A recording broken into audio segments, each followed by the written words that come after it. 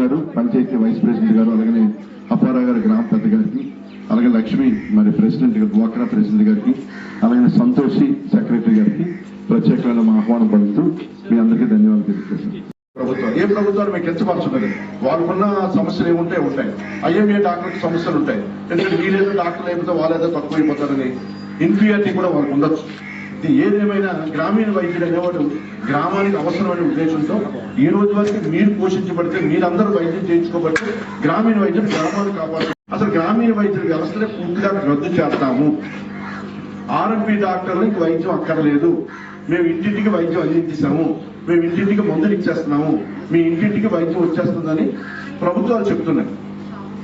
అది ఎంత నిజం అంత అబద్ధం మాకు అయితే మేము చూడలేదు.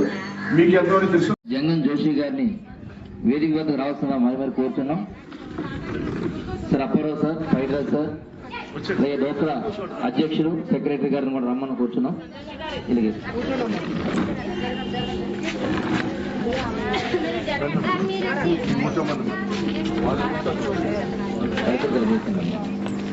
ఒక ఆర్ఎంపీ డాక్టర్ ఏంటి అంటే ఇంటికి వచ్చి వైద్యం చేస్తారంటే మన ఇంట్లో ఒక వైద్యం చేసే వ్యక్తి ఉన్నట్లే ఉంటుంది. మాకైతే అది వెళ్తారండి, మళ్ళీ వచ్చి డబ్బులు ఇమ్మంటారండి. వైద్యం చేస్తారండి, వైద్యం చేసి మీకు తర్వాత తీసుకుపోతే పర్వాలేదు. చాలా సంతోషం అండి. మురువై గ్రామస్తులు మహిళలకి, చిన్నలకి, పెద్దలందరికీ నా ధన్యవాదాలండి.